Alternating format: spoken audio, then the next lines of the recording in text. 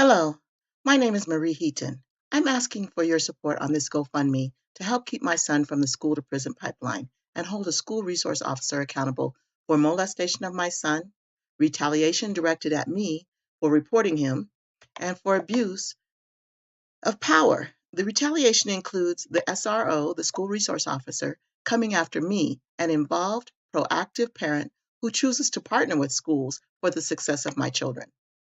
Now I know oftentimes our first reaction is skepticism at these sorts of requests. After all, you may not know me from Adam.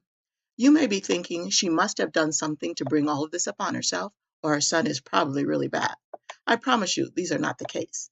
Please listen to my story, especially if the stories of Dante Robinson and Rashawn Nelson taken into custody at the Starbucks in Philadelphia, and the 5 Black women asked to leave a golf course after paying to be there, and the young man accused of stealing his own coat from an Old Navy store in West Des Moines, Iowa, and the recent incident of Sterling Brown being tased in an abuse of power incident in Milwaukee. If these stories trigger outrage in you or just unsettle you, then this story surely should rock your core some kind of way. Please hear me. The background to the eventual harm is about my son's beginnings. He came into my life as a 7-week-old infant after being badly neglected and horribly shaken in his first weeks of life. The prognosis was grim, a lifetime of developmental delays. 25% of shaken babies die each year, and 80% of survivors suffer permanent damage. Signs of failure to thrive were already present at 7 weeks old, brought on by neglect, abuse, and trauma in his first precious weeks of life. My husband and I chose to commit to this sad, hurt baby boy and do what needed to be done to give him hope for a future. It soon became evident our son was born to be an overcomer. Months of occupational therapy and physical therapy as a toddler, and a whole bunch of TLC and nurturing, his true self began to flourish. He met some milestones in his early years that surprised the doctors. He was a happy little guy and very social. Then our family met with tragedy when I lost my husband to cancer. The adoptive father, who was very involved and present, now gone. The loss reignited the trauma in my son. The trauma effect on his mental health became extreme. Fast forward to high school, where you often find administrators and teachers who aren't trained and or choose not to support trauma-affected kids. That's when they resort to suspensions and expulsions, putting trauma-affected kids on the school to prison pipeline. I was my son's only advocate. Not one adult at his high school chose to see him as a person needing extra support for a chance at success. School staff chose to overlook the federally backed 504 plan and the allowable accommodations provided for him. I attended numerous meetings at the school and was often called in to address disciplinary actions. In other words, I had a regular presence at the school. When my son told me he had been groped by the school resource officer during an unprovoked pat-down, I reported it. The SRO has been allowed to remain in that school, and he began to retaliate against my son and I for reporting him.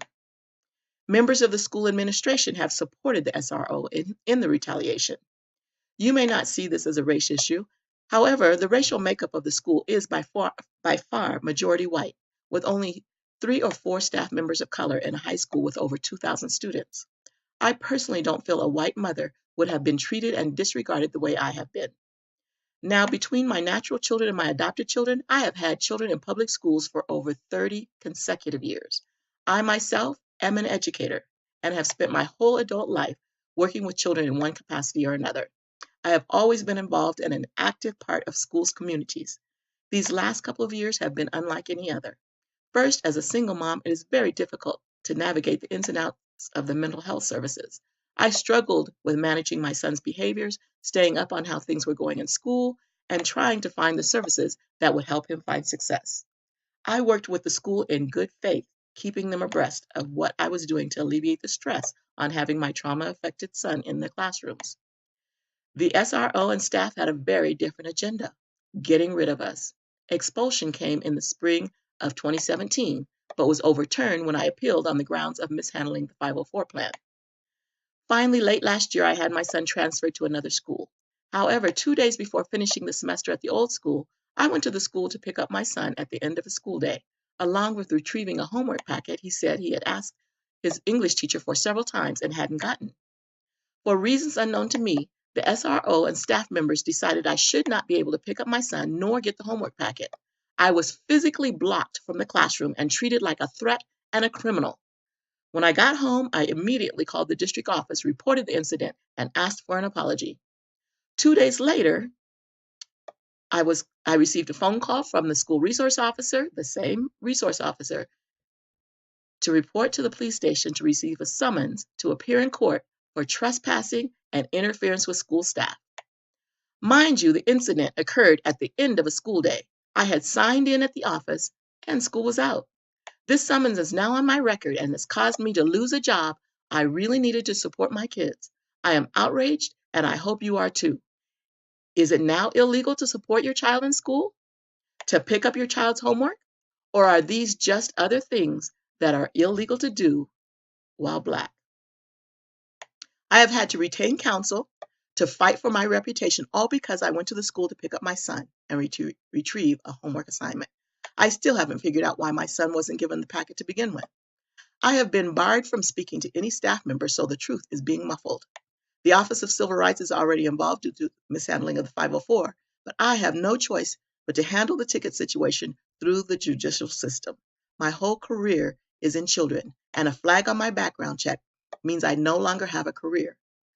Issuing a ticket to a parent who has done nothing but due diligence in following up with their child is a blatant abuse of power and clear retaliation. I am supposed to be intimidated and back off from allegations of molestation. I am supposed to just take a plea deal, pay a fine, and realize who is large and in charge. I am devastated and bewildered at the callousness of the actions taken by the SRO and school staff to cause harm to my family. My son hasn't had any suspensions at his new school. However, his mental health condition has been exacerbated and his distrust of authority has increased.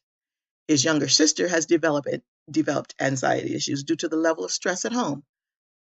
I have been put through the ringer just for being an involved parent.